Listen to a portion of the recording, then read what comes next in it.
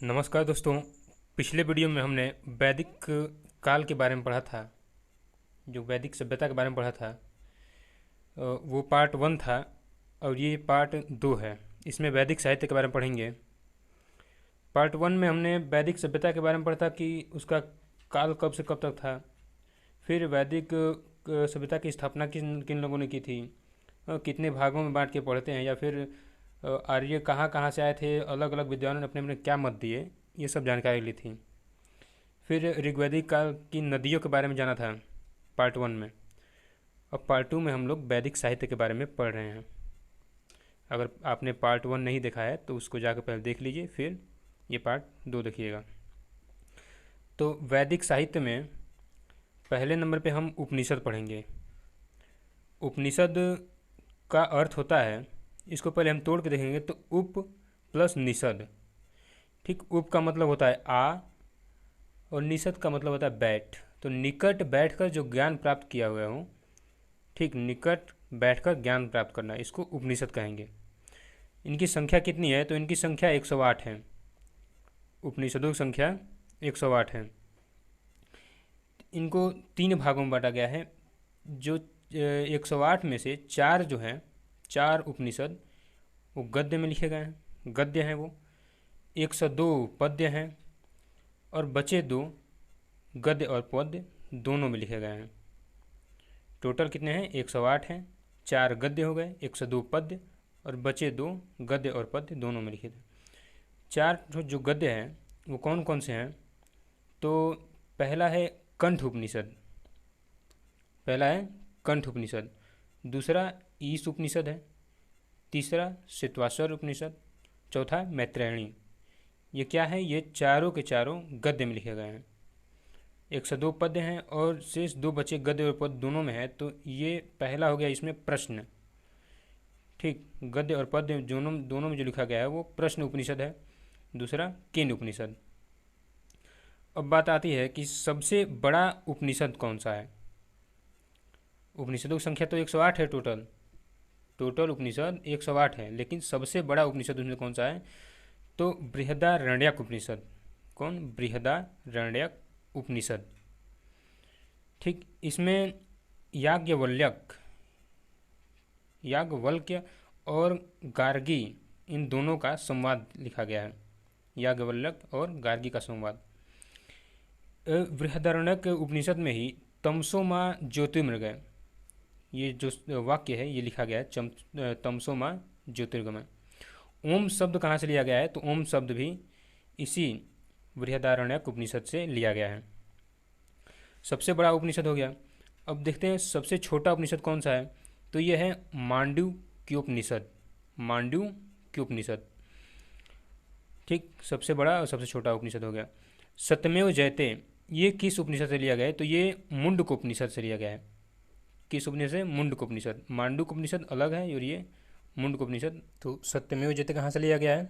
मुंडकोपनिषद से। यम नचिकेता संवाद, यम नचिकेता संवाद ये कहाँ से लिखा गया है? तो ये कठोपनिषद में लिखा गया है।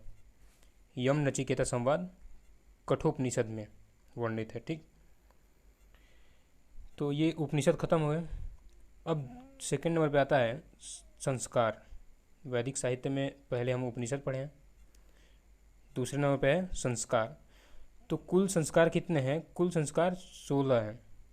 कुल संस्कार 16 है। बस संस्कार के बारे में इससे ज़्यादा कुछ नहीं जाना है। संस्कारों की संख्या 16 है बस। तीसरे नंबर पे आता है वेद। तो वेदों की संख्या कितनी है? 4 है। आपको पता होगा वेदों की संख्या 4 है। ऋग्वेद, सामवेद, अथर्ववेद और यजुर्वेद। तो वेदों की रचना करने वालों को क्या कहते हैं? अपौरुषेय। अपौरुषेय, जिनको देवताओं के द्वारा रचित है ये। तो हम देखते हैं पहले वेद जो कि ऋग्वेद है। ऋग्वेद के बारे में, तो ऋग्वेद पूर्व वैदिक काल में लिखा गया है। ऋग्वेद कब लिखा गया? पूर्व वैदिक काल में। वैदिक काल 2 भागों में बटाया ना, पूर्व वैदिक काल और उत्तर वैदिक काल में। तो पूर्व वैदिक काल में ऋग्वेद लिखा गया है। और ऋग्वेद के अलावा सामवेद, अथर्ववेद, यजुर्वेद उत्तर वैदिक काल में लिखे गए हैं। ऋग्वेद जो है पूर्व वैदिक काल में लिखा गया, और ऋग्वेद के अलावा तीनों वेद उत्तर वैदिक काल में लिखे गए हैं। ऋग्वेद के संकलनकर्ता कौन है? ऋग्वेद के संकलनकर्ता कृष्णदेवपायन वेदव्यास। कौन है? कृष्णदेवपायन वेदव्यास, जिनको वेदव्यास ही शॉर्टकट में कहते हैं।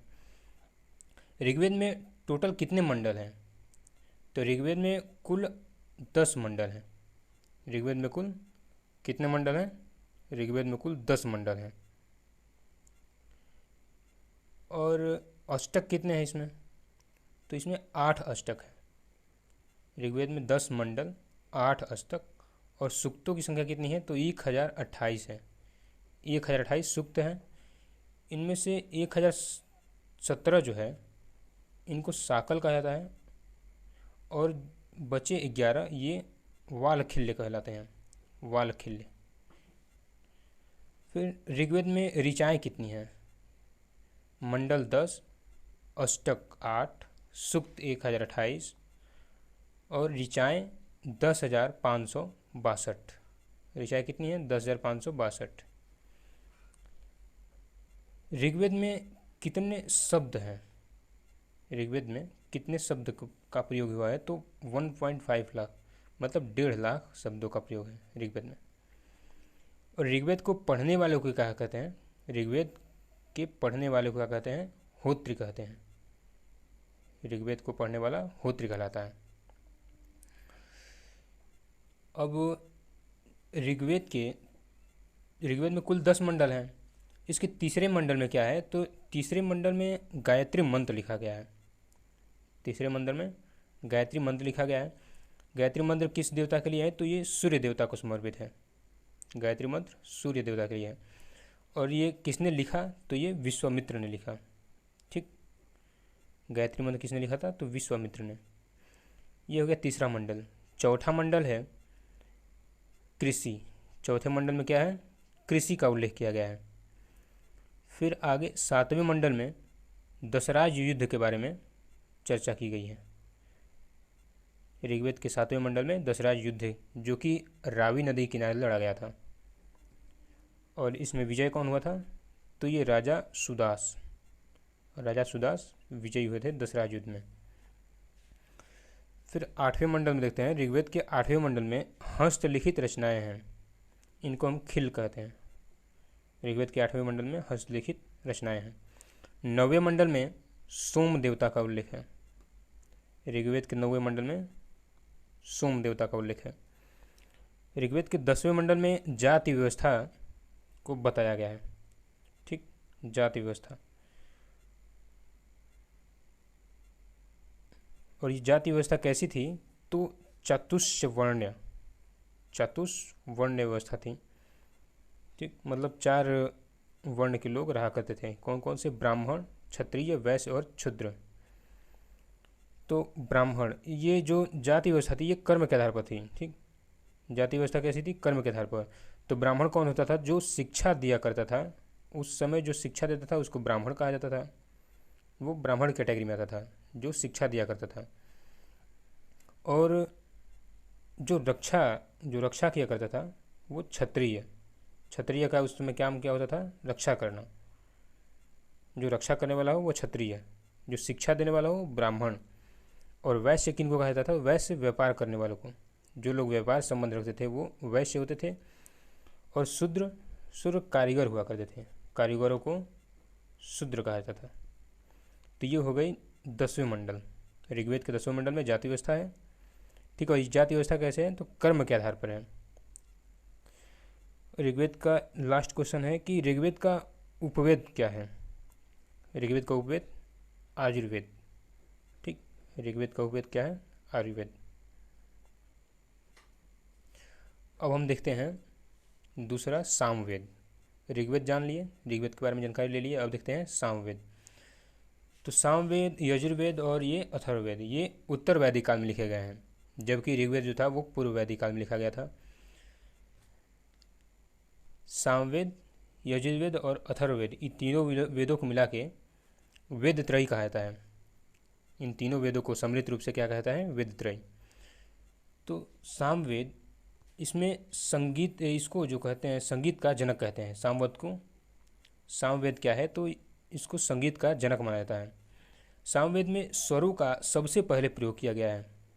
स्वरों का सबसे पहले प्रयोग किस वेद में मिलता है? तो सामवेद में मिलता है। सामवेद के संकलनकर्ता कौन है? तो ये भरत मुनि हैं। कौन है? भरत मुनि। सामवेद को पढ़ने वाले को क्या कहते हैं? उदात्री।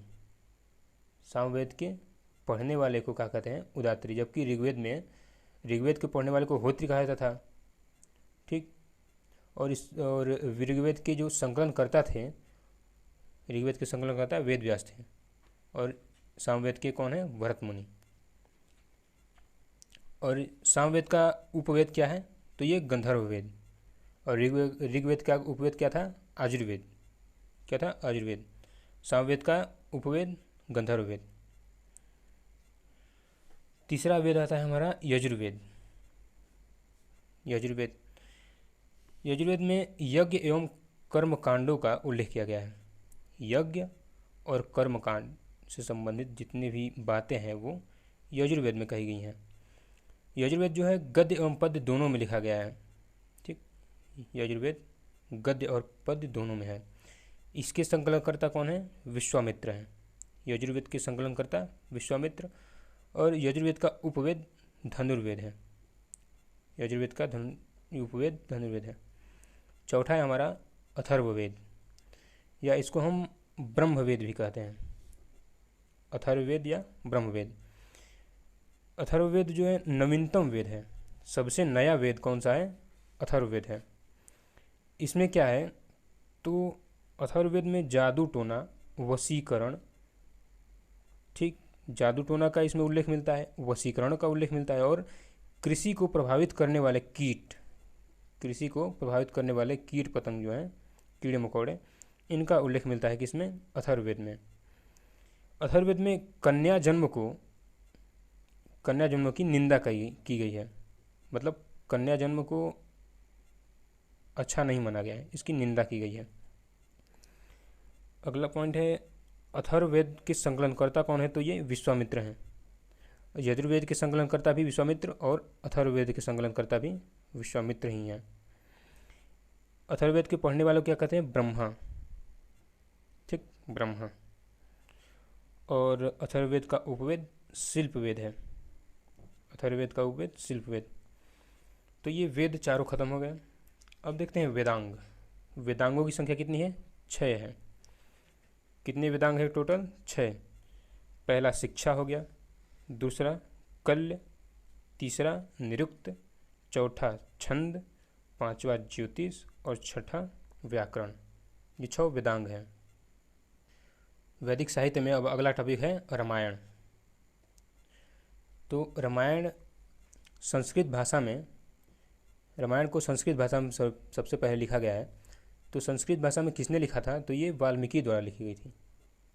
सबसे पहले इसकी भाषा क्या थी? संस्कृत ही थी। बाद में इसको अवधी में, तमिल में, बांग्ला और अंग्रेजी में कई भाषाओं में कन्वर्ट किया गया है। तो अवधी भाषा में किसने लिखा?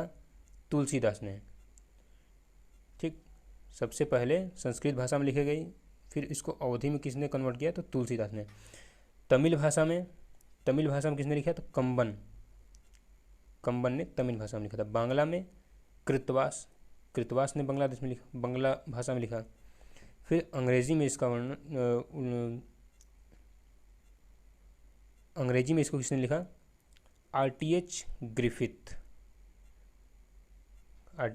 ये कोई विदेशी लेखकार होंगे, आर.टी.एच. ग्रिफिथ। फिर बाल रामायण की रचना, ये तो हो गई रामायण की बात। अब बाल रामायण भी कुछ होता है। बाल रामायण की रचना किसने की थी? तो ये भवभूति ने की थी। ठीक, भवभूति ने बाल रामायण की रचना। रामायण में 7 कांडों का उल्लेख मिलता है। कौन कौन से कांड है? पहला है बाल कांड, दूसरा अयोध्या कांड, तीसरा अरण्य कांड, चौथा किष्किंधा कांड और पांचवा है सुंदर कांड, छठा लंका कांड और सातवां उत्तर कांड। इन 7 कांडों का उल्लेख रामायण में मिलता है। अब बात आती है महाभारत। वैदिक साहित्य का अलग टॉपिक है महाभारत। तो महाभारत को जय संहिता के नाम से भी जाना जाता है। इसके अलावा और इससे कोई क्वेश्चन नहीं बनता है। केवल महाभारत का अन्य नाम क्या है? जैन संहिता। बस। अगला टॉपिक है पुराण। वैदिक साहित्य में अगला टॉपिक है पुराण। तो पुराणों की संख्या कितनी है? 18 है। टोटल कितने पुराण हैं? 18। पुराण की रचना किसने की थी? तो ये लोमहर्ष तथा उग्रश्रवा, लोमहर्ष और ये उग्रश्रवा, ये दोनों ने मिलकर पुराण की रचना की थी। सबसे पुराना पुराण कौन सा है? मत्स्य पुराण। टोटल पुराण कितने हैं? 18। रचना लोमहर्ष और उग्रश्रवा ने की। सबसे पुराना पुराण मत्स्य पुराण है। ठीक। विष्णु पुराण, विष्णु पुराण में किसका उल्लेख मिलता है? तो मौर्य वंश की जानकारी विष्णु पुराण से मिलती है। फिर वायु पुराण में गुप्त वंश की जानकारी मिलती है। भागवत पुराण में कृष्ण भक्ति, ठीक, कृष्ण भक्ति का उल्लेख किया गया है भागवत पुराण में। और मत्स्य पुराण में सातवाहन वंश की जानकारी मिलती है। मत्स्य पुराण में सातवाहन वंश। तो टोटल पुराण कितने हैं? 18। फिर अगला पॉइंट है जलोपनिषद, ज्वालोपनिषद। इसमें 4 आश्रम बताए गए हैं। जलोपनिषद में 4 आश्रम बताए गए हैं। पहला है ब्रह्मचर्य। तो ये कब किस अवस्था से किस अवस्था? 0 वर्ष से 25 वर्ष, 0 वर्ष से 25 वर्ष की आयु तक ब्रह्मचर्य। फिर दूसरा अवस्था आता है गृहस्थ, गृहस्थ 25 वर्ष से 50 वर्ष तक, ठीक। फिर वानप्रस्थ, वानप्रस्थ 50 वर्ष से 75 वर्ष। और फिर अंतिम आता है संन्यास, जो कि 75 वर्ष से 100 वर्ष तक होता है। तो ये वैदिक साहित्य जो था, वैदिक सभ्यता, वैदिक साहित्य, ये टोटली ख़त्म हो चुका है।